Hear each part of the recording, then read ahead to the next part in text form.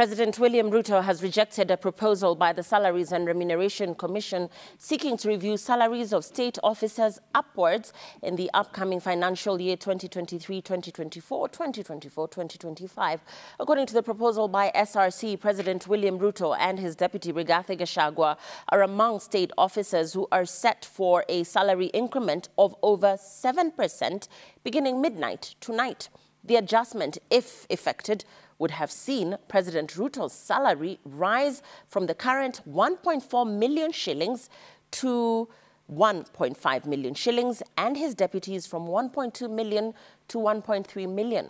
President Ruto has tasked SRC to justify its proposal, even as he emphasized the need for prudent utilization of public resources through striking a balance between recurrent expenditure and development expenditure. Sarfina Chiang Oma with a breakdown. Kenyans will, in the coming days, have to deal with the high cost of basic commodities such as food and fuel, as well as increased taxation and deductions on their payslip if the Finance Act of 2023 takes effect. As it is, the court has temporarily stopped it until the 5th of July, when a case filed by Busia Senator Okia Omtata is heard. But in the midst of these tough times, some state officers will be smiling all the way to the bank should the latest proposals by the Salaries and Remuneration Commission get approval. The president today announcing that senior government officials will not be taking any pay rise just yet. Nimemwambia Rigiji, my friend, na mimi hiyo mshahara watu wanasema hakuna for now, na hata nyinyi waziri tulizeni boli. According to a circular by SRC, President William Ruto and his Deputy Rigathi Gachagua are among the state officers who are to get a salary increment of up to 7% beginning midnight tonight. If approved, the salary of President Ruto would have increased from 1.4 million shillings to 1.5 million shillings, and that of Rigathi Gachagua from 1.2 million shillings to 1.3 million shillings. The Attorney General, Head of Public Service and Cabinet Secretaries would have taken home a salary of 990,000 shillings, which is 66,000 shillings more than what they are currently earning. SRC proposed to increase the salaries of Speakers of the National Assembly, the Senate, Members of Parliament and Senators by over 8% in the upcoming financial years 2023-2024 and 2024-2025. This was exclusive of hefty allowances such as the committee seating allowance that would have seen MPs and senators take home an extra 120,000 to 240,000 shillings monthly.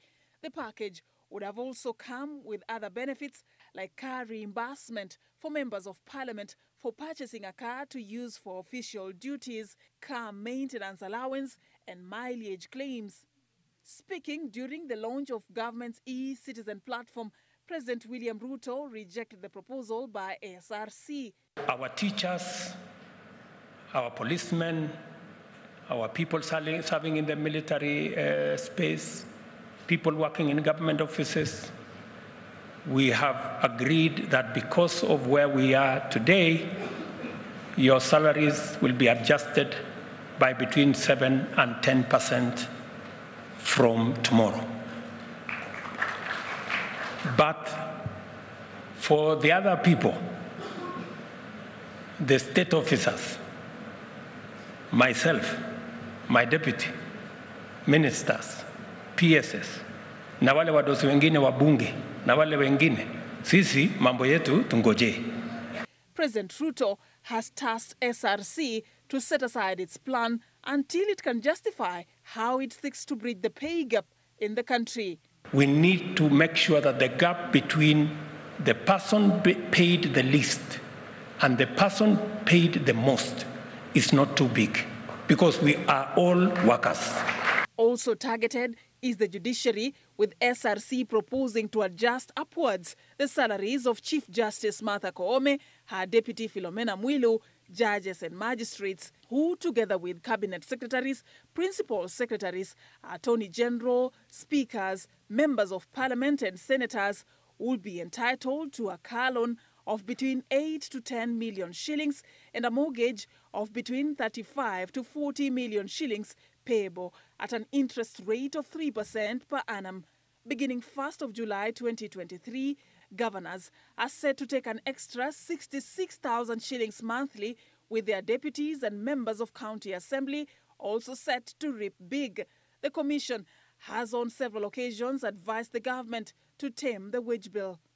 We need to strike a balance between the money we use for recurrent expenditure and the money we use for development. SRC has in the meantime called for reviews from members of the public on the proposed remuneration packages before they take effect.